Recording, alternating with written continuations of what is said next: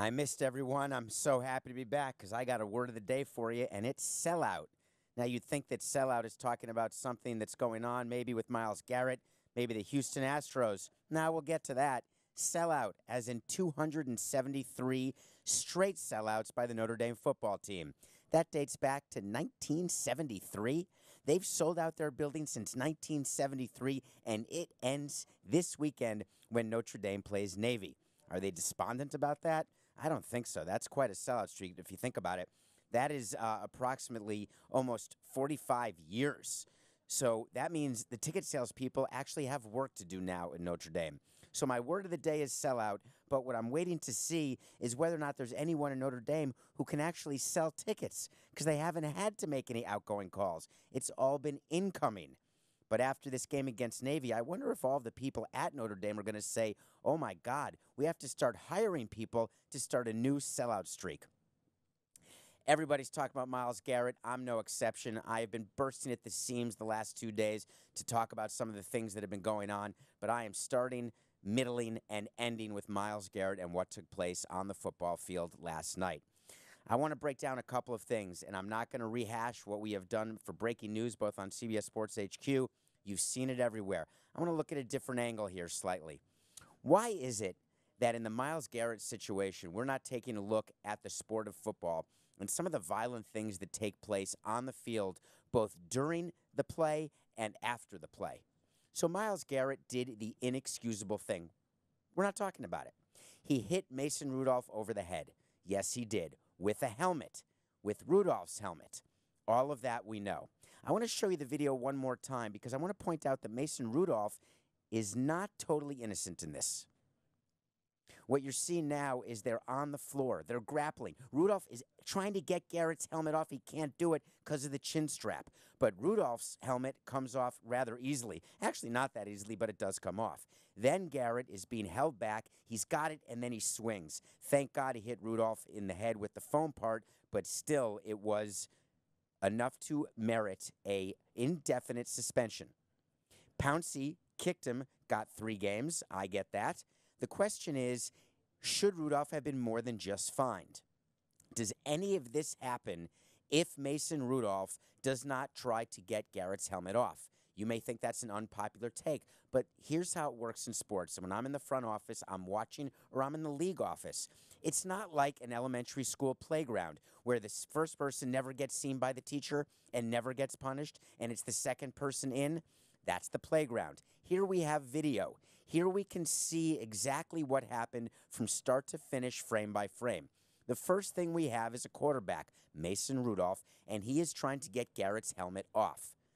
What's he doing? Why is he trying to get the helmet off? Is he trying to punch him? Is he trying to hit him without the helmet? Is he trying to get under and tickle his chin? Well, whatever it was, he was not able to do it. Then Garrett was able to get the helmet off, and then Garrett swung. But if Rudolph hadn't started this, then I'm not sure that this fight happens at all. And furthermore, the fact that this is an indefinite suspension for this, what about all the other violent acts that happen on the field of play, including one that happened in the third quarter of that very game? Is anyone talking about the fact of the receiver who was bleeding out of his ear because he got a helmet-to-helmet hit, who could have died from that same helmet-to-helmet hit? It's all good. It's in the field of play, they say. It's part of the game. We'll throw a flag. We'll give him a misconduct. 15 yards, we'll kick him out of the game. We're not going to suspend him? Is that a crime? The reason it's not a crime is that it's a breaking of the rules of the game, but it's during the actual play. Is that the story that you're willing to stick to? I'm not willing to stick to that story. The NFL is a violent sport. We sign up to watch that violent sport. You and I are as guilty as anyone else out there because we want the violence. Anybody else but me cheer when there's a hockey fight? I do. Anyone else cheer when there's a benches clearing brawl? The NBA changed the rules, so now they can't leave the benches, so it's not really called a benches clearing brawl. But when Ben Simmons had the Timberwolves player in a headlock, were you cheering? Why weren't you cheering when Myles Garrett did what he did? Oh, because it crossed the line. Well, it crossed your imaginary line of what could have happened if he had connected in the head and Rudolph had actually gotten killed, knocked unconscious. Well, what about when Marty McSorley cross-checked Donald Brashear, and knocked him out with a stick to the head? Were you cheering that? No, but you're certainly cheering in hockey when someone gets knocked to the boards. I've been there. I'm hitting the glass. I'm the guy in the front row hitting the glass. I'm so happy when players are getting their heads bashed into the glass. I'm the guy who's cheering at the boxing match when Mike Tyson is hitting a boxer as hard as he can in his head, and then I'm crying when a boxer gets unconscious and passes away. So let's just make sure we're equally consistent in our contempt and the disdain that we feel and hold towards certain plays. Let's make sure we're clear together. Are we going to say that anything within a sport that we watch before the whistle blows, it's all good? Helmet to helmet, no problem. Imagine if that had been Tom Brady instead of Mason Rudolph. I digress. We're going to get back to that. So the rule we're going to have is during the field of play, during the time of game, everything's fine. But that means Marty McSorley's fine. That was during a hockey game he did that. That wasn't a fight. That wasn't a brawl. That was during a breakaway. And he was charged criminally and found guilty and pled guilty to assault. There's much more than assault that goes on during our games. But now let's talk about what happens outside the game, because we've already decided what's in the game we're good with. All right, outside the game. Anyone remember someone named Kermit Washington and Rudy Tomjanovich? Well, go Google it and YouTube it. Kermit Washington, there was a brawl going on in a game 30, 40 years ago. Kermit Washington ended Rudy Tomjanovich's career with one of the great close hooks of all time. All time, Rudy Tomjanovich was running to half court full speed. Kermit Washington punches him in the face. The next thing Tomjanovich knows is he can't recognize himself. He's been unconscious for 3 days. The outrage we felt. He could have been killed. He could have been charged. Maybe he should have been charged. But on a breakaway, when we take out someone's legs and they break their knee or hit their head on the floor on a breakaway in the NBA, good defense. Oh, that's part of the game. That just happened. And in this football game, it's the same. The receiver, the defensive back hitting a receiver helmet to helmet, or a defensive player to an offensive player helmet to helmet, and we just are okay penalizing it? Well, right now, the agent for Mason Rudolph is going off, and he just made an announcement that he is going to look into all possibilities under the law. Well, there's two things he can do. Mason Rudolph can file a complaint with the authorities, and then the authorities will have to investigate and decide whether to criminally charge Myles Garrett. If there's no complaint filed by Rudolph, then there is no possibility of criminal charges. So I guess what the agent meant is maybe civil charges they're thinking about. Well, he could sue him, but then you have to prove a degree of negligence and a degree of lost wages to try to prove what the damages were. It's not like Rudolph lost any commercial endorsements. So the question is, the attention that this is all having on Rudolph, does it help him? Does it hurt him? That is what a jury and a judge would decide. But it would never go to trial. It would be a settlement. It's not going to happen. They're not going to file charges against Garrett. But why does the NFL come down the way they did? Well, I find it pretty reprehensible that a player named Kareem Hill can beat up a woman. Kareem Hunt, excuse me. Thank you, Coca. Kareem Hunt. I'm so bad with names. I love you, Coca.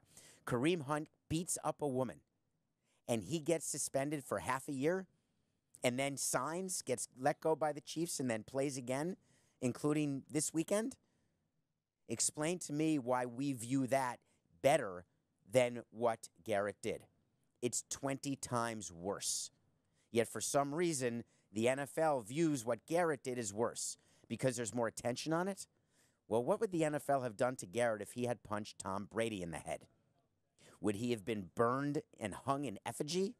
Would he be suspended for 3 lives, like when you get consecutive life sentences, where it's not enough that you serve your life, you then get a second life sentence and a third life sentence?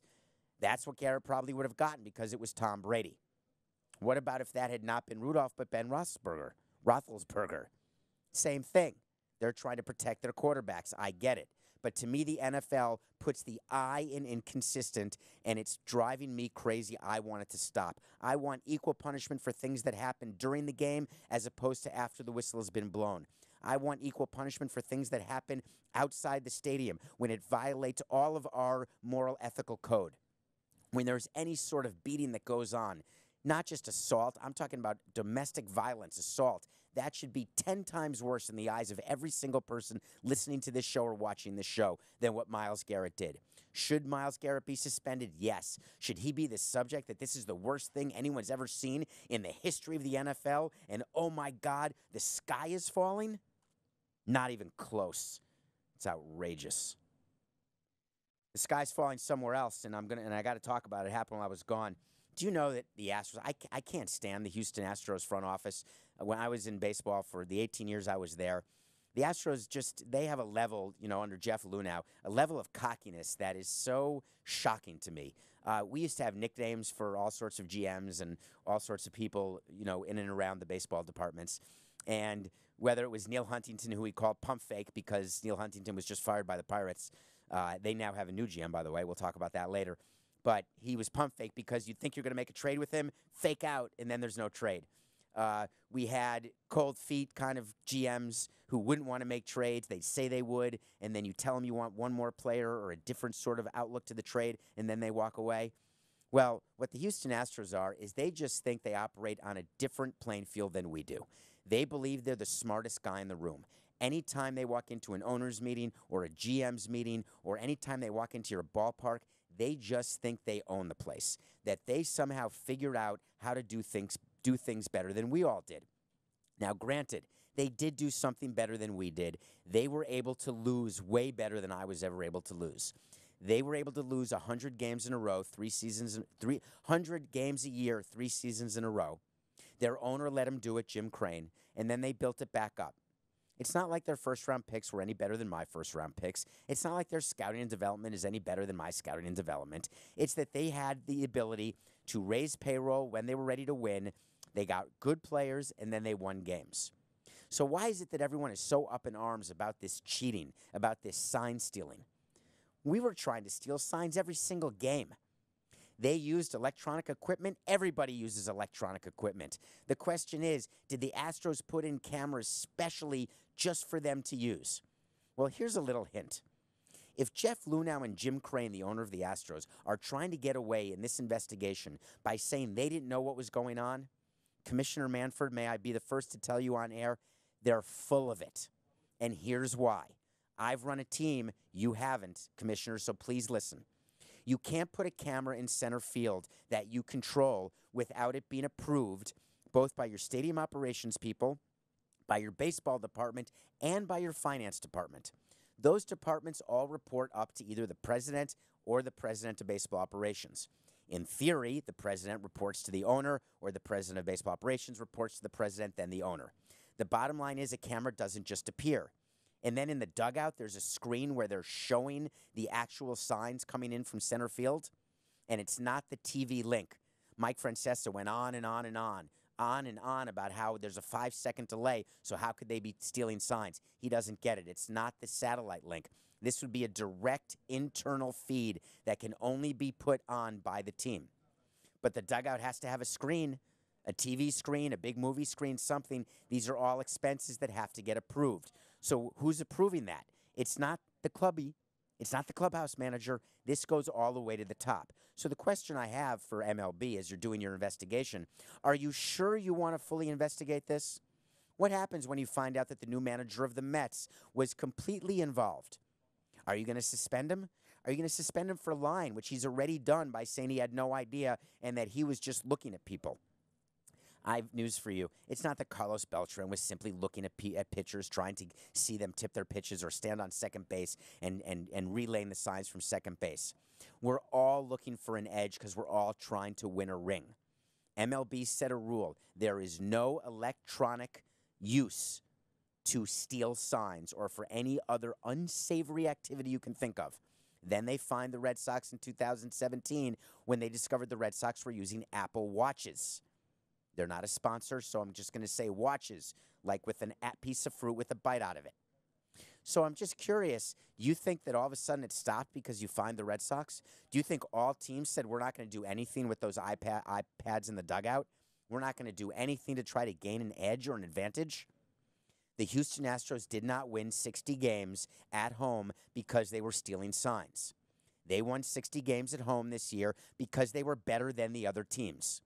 That's the only reason. Don't listen to all the internet bumbo lumbo jumbo where they're playing video with bangs and whistles and say that's why they won, take away their World Series. Bregman shouldn't be the MVP, which we're going to talk about later on Nothing Personal. He should have been the MVP. My message to the commissioner's office is investigate this only if you're prepared to suspend the owner and the president of baseball operations because they both knew. And if you're not willing to do it, then simply come out publicly and say, we don't know exactly what happened. We're not going to take this any further except starting next year, here's the changes we're going to make. You want to change something, baseball? Take control of every internal feed in the ballpark. We had internal feeds at Marlins Park, right, left, and center. Our control room, we could launch a spaceship from that control room. Cameras everywhere. Not in the bathrooms, but everywhere else. So if you really want to do something, MLB, stop going on a witch hunt looking for people to lie and maybe have to suspend new managers in the Mets, and instead simply make sure you have a rule that you can control. It'll be interesting to see whether MLB does it. The MVPs were announced yesterday, and I was pissed. I don't really understand how it's possible that Alex Bregman did not win the MVP. I like Mike Trout. I really do. But when you look at Alex Bregman's season, and remember, the postseason has nothing to do with MVP. So I've heard a lot of talk today. Hey, Bregman didn't really have a good postseason. That should impact it. Well, Mike Trout had a terrible October, way worse October than Bregman did. Trout went 0 for 0 in October. Alex Bregman played in 156 games. Mike Trout played in about 130 or 134. My view is that Bregman should have won but didn't because what MLB and what writers and players are hoping for is that Mike Trout, that we can make him Babe Ruth. We can make him become the face of the game. Continue to say this is the greatest player of all time. Continue to give him all the accolades. But what is that resulting in? It's not resulting in more eyeballs, more Twitter followers for MLB or for the Angels or for Trout.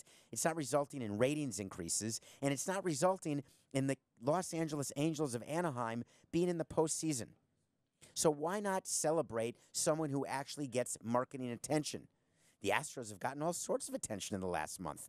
Wouldn't it be good if they got positive attention now in the form of an MVP, which they should have? The National League MVP was no better. Bellinger over Yelich. All right, I can accept Bellinger. He played 156 games. I can accept he had over 300. Christian Yelich hit 325 to 329. Only played in 130 games. Only had 97 RBI. Wait a minute. Does that mean that's too few RBI to become the MVP? We don't even look at RBI as a stat. I don't know why you do. Do you know what an RBI means? It means someone above you in the batting order was good enough to get on base. And then I got a hit with that runner on base, or I hit a home run. What Yelich provided to his team and what he provides as a player, overall player, he's the MVP. And wouldn't it be a better narrative to have back-to-back MVPs? Let's get the word out that we've got a clean, underpaid player in a low, small market in the middle of our country where people go to the games, players love to play, they've been in the postseason 2 years in a row, they've got likable characters on their team. Why wouldn't we try to promote that as a sport? If you're a writer, if you're a player, if you're a voter. Let's promote good stories instead of always looking for bad ones. But of course, you're going to tell me it's the bad stories that attract the attention. I get that, but it's the good stories that build your business. So when I am voting for MVP and looking, here's how I decide who my MVP is.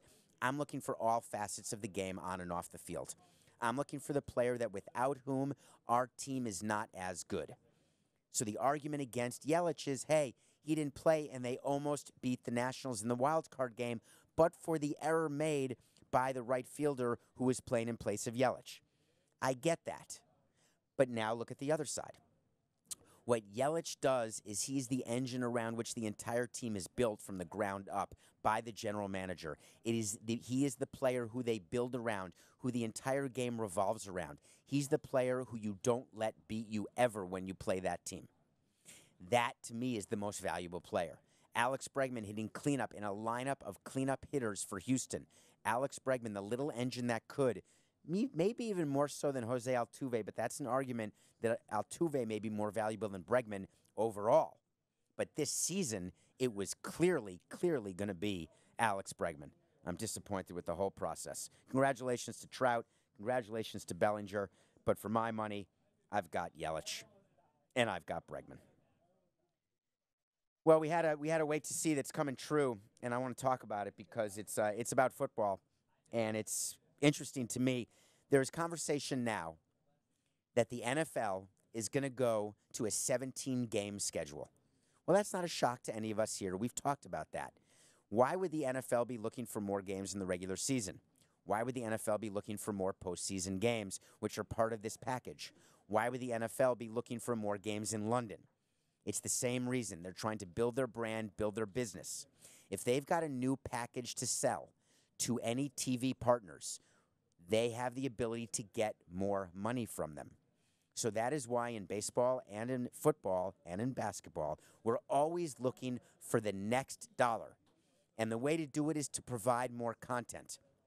There's some great content that goes on outside the lines, but the best content is the live content, and the live content is the game. So let's get more games. Not like baseball, we're good at 162, but we may extend the playoffs. Not like basketball, we're good at 82. Not like football, are we good at 16? Yes, but how about another bye week? No, we tried that. We need more games, more content. All right, let's get rid of the preseason games. Now we're talking. If I could get rid of 20 spring training games in baseball, blow it out, and then play 20 more regular season games, that's money for me and money for the players. Why they can't do it in baseball is because there's public money that has been put into all of these spring training cities and spring training ballparks in order to attract spring training, and it's done for chambers of commerce because people from the north come to the south, go to Arizona or Florida every February and March for quote-unquote spring training. Does anyone travel anywhere to go to an NFL preseason game? Does anyone go to an NFL preseason game? What's the purpose of an NFL preseason game? Another opportunity for a player to get hurt? Are they figuring out who's going to be the 50th man on the roster? Are they getting reps because Tom Brady needs to throw a few more passes in regulation? Well, I, for one, don't agree because Tom Brady plays for a series, and then he's out of the game, and then maybe a quarter. Forget it. Do a simulated game in practice under the bubble. Get rid of preseason. Give me more regular season games. Give me more games that count. But the players say to that, you're asking for more games, I'm asking for more money. No problem. That's the collectively bargained deal. The more revenue that the NFL has, the more money the players get. Normal. Great. They say, I don't want to sacrifice my body for a 17th game. Really? Really? Let's put money in front of them and see if they change. I promise you we are going to a 17-game schedule, and I promise you there will be an agreement. And the agreement will be called for more money, percentage of revenue, going to the players. The London is a little more complicated because it's all part of a package deal. You're going to take away preseason games. Owners are going to be happy. They're going to get more regular season revenue. Players are going to be happy. More regular season games mean more money. But then you've got the London side of the equation. What's the trade-off to go to London? More postseason games. An extra round or an extra postseason team. Because players in the postseason earn extra money because that helps them when it's contract negotiation time. And the NFL would be happy to grant that to the players' union.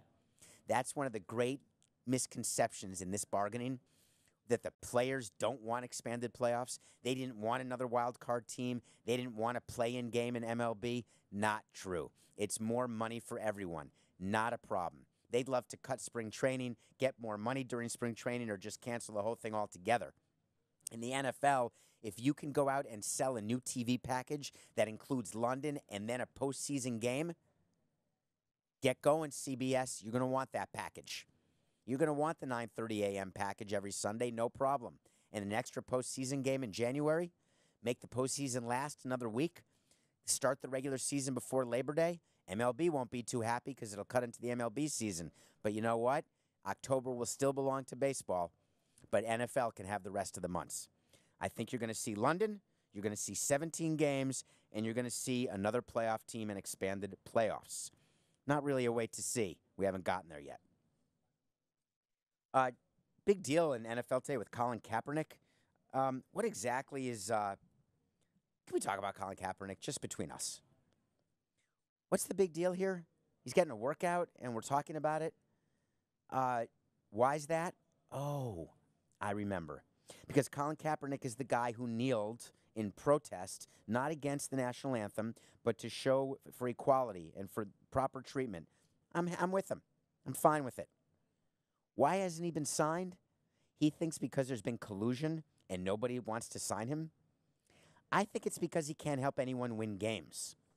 Because I know that I'm not going to keep someone off my team who I think can help me win. Even if every owner is whispering to me that, hey, we're not going to have this player play in the NFL, I couldn't care less what I'm told by the league or by other teams. If I know there's a quarterback out there who's better than who I have, he's signing. But then the NFL had a problem. No one was signing him, and people thought it had nothing to do with ability. They thought it was some sort of not just a slap on the wrist, but really a slap across the face. So now the NFL, in an unprecedented move, has announced and is organizing a workout that Kaepernick claimed he didn't know about, that's being run by the old coach of the Cleveland Browns.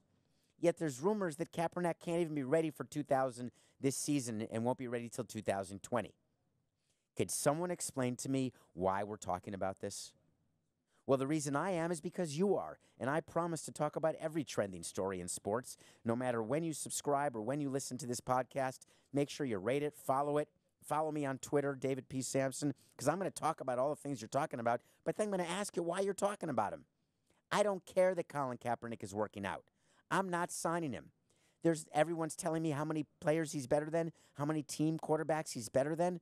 He's better than nobody in the NFL right now, because if he were, he'd be playing. My favorite TV show was on this week while I was on hiatus for 2 days, and I'm going to spend a few minutes talking about it because it happens to be a big deal.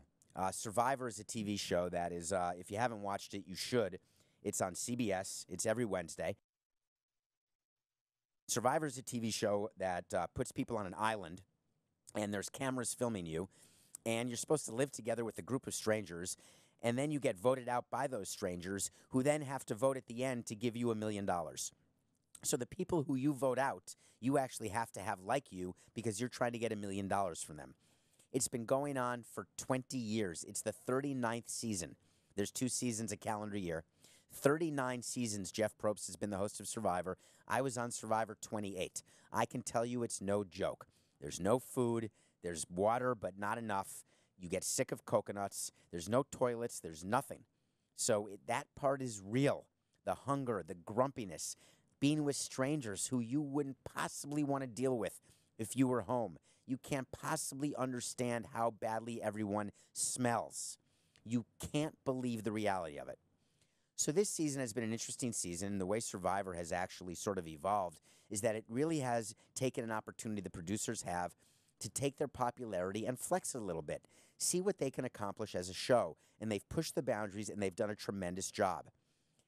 Wednesday night, they went the furthest they've ever gone. They've dealt with homosexuality. They've dealt with LGBT. They've dealt with transgender. They've dealt with race relations, all issues that happen because they claim the island is a microcosm of society. So in season 39, we have a player, a male player, who it appears to the viewer is inappropriately touching female players. And female players are telling the camera, hey, I don't like to be touched that way. And they're telling the player, hey, don't touch me that way. So there's specifically a player named Kelly who had a major problem with what another player, his name is Dan, what Dan was doing. So Kelly talks to the camera and says, I don't like feeling the way I feel. And for the first time in Survivor history, you hear a voice like God off camera. It's the producers, because there's producers who are doing the interviews. It's not like they're talking to themselves on Survivor. It's not like they're filming themselves. So yes, folks, there are camera people on the island. How else can we see what they're doing? The off-camera person says, hey, Kelly, if you have a problem, we're going to take care of it. We don't want you to feel that way. Kelly said, thank you. And then unprecedented, Survivor goes to a black screen and explains that they stopped the game. They stopped filming. And they met with everyone as a group and everyone individually to explain personal boundaries. Well, I'll just tell you, having slept on Survivor Island for 3 nights, personal boundaries, we're all huddled together, freezing our tuchses off, trying to figure out how to survive because we're grumpy, hungry, and smelly. However, there's a line you don't cross. I get that, and I agree with that. So Survivor puts on a black screen that we met with the players, with all of them individually, and this player, Dan's been warned. Then they keep going on the episode. Kelly gets voted off.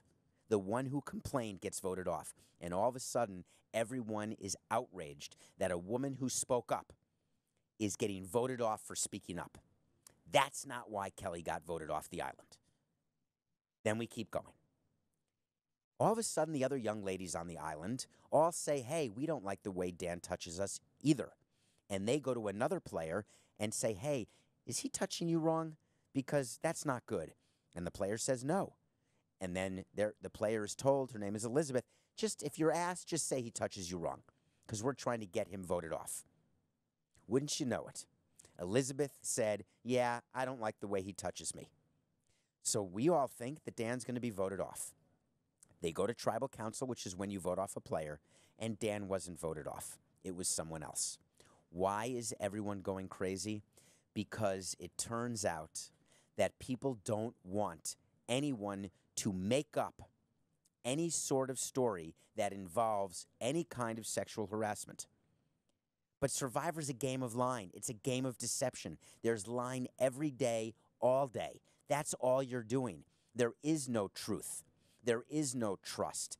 Every time someone moves their lips, picture an island of all Scott Borases. That's Survivor. When their mouth moves, that means they're lying and manipulating. And you're surprised that people lied about being touched because you thought that was crossing the line? There is no line. Is that any different than what goes on in the sports world? What's the line that you'll accept for your team to win a game, to win a World Series, to win a championship? Are you not a fan of the New England Patriots because of Deflategate? Do you not like the New Orleans Saints because of Bountygate? Are you now going to stop rooting for the Astros because they steal signs? Are you rooting for Kareem? Tell me again, Coca. Are you rooting for Kareem Hunt? Or are you purposely never rooting for Kareem Hunt? What if he's on your fantasy team? Do you forgive what he did to that woman?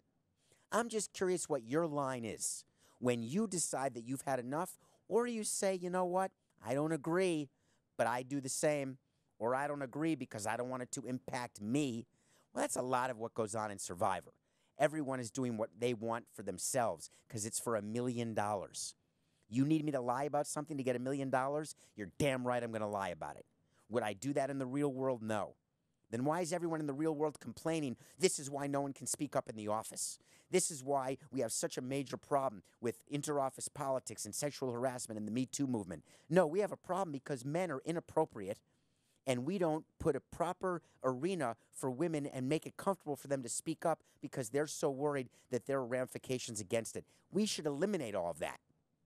Because in the real world, there shouldn't be ever ramifications against speaking up against inappropriate behavior. Survivor's not the real world. It's a microcosm of society within the confines of $1 million game. Everybody breathe. The movement was not set back by a day by the Survivor episode. As a matter of fact, it caused conversation, and I'm all in favor of it. And I'm still going to root for the Houston Astros, regardless of what they do. And I still love Drew Brees, and I still want Tom Brady, who is the best player, to win another ring. It's all fine. My God. I'm so tired of owners covering up their mistakes. Do you know when Derek Jeter took over the Marlins, one of the first things he did was fire Jack McKee, Jeff Conine, Andre Dawson, and Tony Perez. Those were guys who worked with me, and they couldn't get rid of them fast enough. But there was public outcry here in Florida, terrible articles around the country, and Derek Jeter had never had one bad word written about him in his life. Ha ha, wait till you run a team, Derek. Oh, I guess he figured it out already. Everyone forgot about the fact that he was a shortstop. He's so happy to go into the Hall of Fame next year so he can bring the attention back onto him as a player, because being an owner and being an operator, team president, not so easy, is it, Deej? So Deej fired all these guys, and then there was a public outcry. So then he decided to try to rehire them for about a fourth of their salary.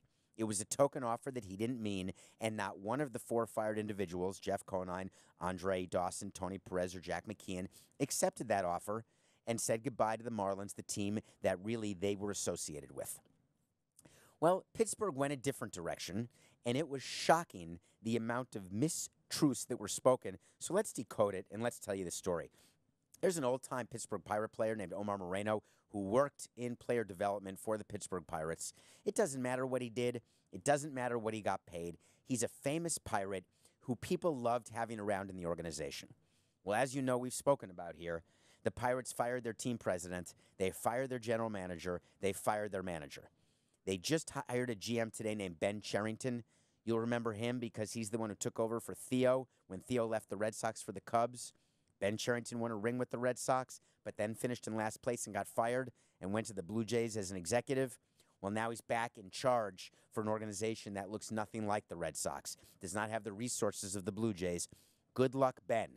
And here's how dysfunctional things are in Pittsburgh. When there's no GM in place, there's an assistant GM who just got back from the GM meetings. He's in charge. There's a new team president. He's a hockey guy. It's fine. He's the team president. So Omar Moreno gets fired. Do you know how to fire someone? I do. I've fired a lot of people. I've been fired. It's fine. We're moving in a different direction. We no longer need your services. Thank you so much for everything you've done. Please give me your ID card. Well, Moreno gets fired. All of a sudden, the press in Pittsburgh goes ballistic, as in crazy, as in how could you fire Omar? Bring him back, please. So what is Bob Nutting, the owner, and the president, Williams? I think his first name is Trevor Williams, but that's the pitcher. So his name escapes me. I'm so bad with names. Coca, help me. The president, he's right now Googling president of Pittsburgh Pirates, and he'll come. He was the COO of the Pittsburgh Penguins. Travis Williams may be the name. Is it Williams? Travis Williams is the name. Thank you, Matthew. Travis Williams from the Penguins is now the president of the Pirates. There's a front page article all over Pittsburgh. How could the Pirates do this? Another example of how bad the Pirates are as an organization. So what do the Pirates do? They hire him back and pretend they didn't know he got fired. They are so full of it that I can't even tell you. From a practical standpoint, there is zero chance that the AGM, who was the acting general manager, was not aware that someone in player development got fired. And there's no way that this AGM, his last name is Graves, didn't go to the team president, however new he was, to say, listen, we're sort of thinking of firing someone, but he's a name. What do you think? Williams would have had to say yes or no. Williams was probably not there long enough. He would go to Nutting, his owner, and say, hey, who's this Omar Moreno guy? Should we keep him? Should we not keep him? That would go up the chain. It would be like right now, Juan Pierre, very famous Marlin, won a ring with us in 2003. He still works with the team. If Juan Pierre were going to be fired by an underling, that underling would not fire Juan Pierre. Don't worry, JP, you're not getting fired. That underling would not fire him without going first to Mike Hill, the president of baseball ops, who would then go to Derek Jeter, the part owner and whatever else he's called. It would go all the way up the chain. But the Pirates are so busy trying to do anything positive from a PR standpoint, anything they can think of that's positive, that they reversed the firing and then doubled down on their idiocy by claiming they had no idea, which just shows that they actually don't know how to run an organization. Not good. Mike Trout won the MVP, and it's not that I was hateful on Trout. I like Mike Trout. You know that. But it reminded me, do you know that Mike Trout debuted? Do you know his debut date in Major League Baseball? It was July 8th, 2011. Well, July 8th is a day that I know about because it happens to be Kevin Bacon's birthday. Why would I know Kevin Bacon's birthday when I have no temporary restraining order against me with him? I just happen to know his birthday because I love his movies. He's the guy, 6 Degrees of Separation, Kevin Bacon. If you can't name a movie that has Kevin Bacon and then like 1 degree to another actor, then you don't really know movies. So today I want to give you my all-time and the all-time top 5 Kevin Bacon movies in honor of Mike Trout, his debut in Major League Baseball. Number 5, not the remake, the original Footloose. Kevin Bacon is the one who brought dancing and made it cool. I even thought it was cool. It's sort of like going to a small town that's really boring and then making it exciting. If you're not in love with Laurie Singer, then you were not paying attention back then. If you haven't gone back and watched the original Footloose, then you've made a mistake. And Kevin Bacon's so good, it's only number 5. The 4th is a movie that not enough people have seen. It's called She's Having a Baby. For anybody out there thinking of having a child, watch this movie first. If you just had a child, watch it, but try to watch it maybe during a nap of the baby. But really, it's to be watched before you're having a baby. It's an incredible movie, incredibly perfectly written, a John Hughes movie. Kevin Bacon is perfect as a young man, and Alec Baldwin is in this movie. You won't recognize him because the current Alec Baldwin ate the Alec Baldwin that's in She's Having a Baby. But you should definitely check it out. Number 3. How come more people haven't seen Murder in the First with Christian Slater and Kevin Bacon? Kevin Bacon plays a prisoner in Alcatraz, and it's about what happens and how they treat prisoners, and it's a true story, and it fascinated me. Kevin Bacon, it's his best performance. It is not like any performance you've ever seen. The movie was not properly received because it's not a popcorn movie. You don't sit and order Good and Plenty and Red Vines and popcorn and drink your big gulp and watch this movie. You focus on this movie, and you think to yourself, there's a lot of bad things that go on, and I ought to pay attention and try to make a difference. That's Murder in the First with Kevin Bacon, number 3. The number 2 Kevin Bacon movie, I mean, of course it is, Apollo 13. That's a real movie. So this is back when being an astronaut wasn't as cool. When Apollo 13 went up, no one remembers it really. There was a major tragedy that happened. If you haven't heard of Apollo 13, watch the movie. If you have heard of Apollo 13, watch the movie. Kevin Bacon plays the pilot of the LEM, and it's not a space shuttle, it's before that, of the rocket, the Apollo 13, except he wasn't supposed to be. He was only there, and you'll recognize this, because Gary Sinise, who you may know from Forrest Gump, and he's the guy on the ride in Disney World who is introducing you to the space ride. Well, that's all because of back in Apollo 13. Perfect movie. Watch it immediately. And here it is, the number 1 Kevin Bacon movie. Anyone of any age, you can't handle this movie.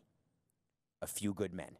Kevin Bacon plays the prosecutor, and Tom Cruise plays the defense attorney. You've heard of it, Jack Nicholson. He's the Colonel Jessup. Stop what you're doing now, and tonight, please. I love Kevin Pollak. He's in the movie. What I want you to focus on is when they're all at trial, and you've got Tom Cruise, Demi Moore, and Kevin Pollak standing in a line, from tallest to shortest.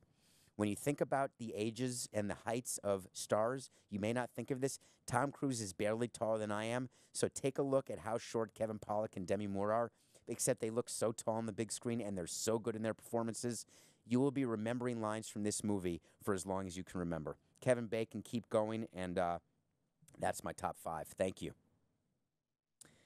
Well, I give you guys picks every day, and I got a good pick today, and I can't imagine how this can be. I assume the lines moved, but I'm not hearing it exactly in my ear. I've got the Celtics 8 over the Golden State Warriors. There's no way the Celtics are only 8-point favorites on the road in Golden State. Golden State stinks. They're a lottery team. They're the worst team in the National Basketball Association. They literally will have the most ping pong balls of any team. And it's fine. They had a great run, but it's over. Why is there a odds maker who is pretending that they can be on the same court as the Boston Celtics? It's not like this game is in Miami where the South Beach Flu is. It's not like the game is in Vegas where they could be out all night. They're in Oakland, San Francisco, in the new ballpark stadium. What, did they take a walk on the wharf? 8. It's way, way too many. Take Boston. Give the points. You won't be sorry. We've had some problems on the wait to see. I got one wrong. We talked about the qualifying offers. The qualifying offer are the one-year deals that Major League Baseball teams give free agent players who then can reject them and become free agents. Well, 10 players got qualifying offers, and I told you that 3 would accept them. Only 2 did. Jake Odorizzi accepted from the Minnesota Twins, and Jose Abreu from the Chicago White Sox. I took the over 2.5, a market I set for myself, and that over did not hit because Will Smith signed a 3-year contract with the Atlanta Braves, a 3-year, $39 million deal for Will Smith, and he turned down a $17.8 million deal to do it. I should have won that wait to see, and I'm livid about it. The wait to see that I have now has to do with Scott Boras' clients, Anthony Rendon, Steven Strasburg, and Garrett Cole. He's claiming that he will get his players signed before January. He will not. 2 out of those 3 players at least will sign when the calendar turns to 2020. Don't believe a word Scott Boras has said. We've talked about it. Because remember, this is just business. It's nothing personal.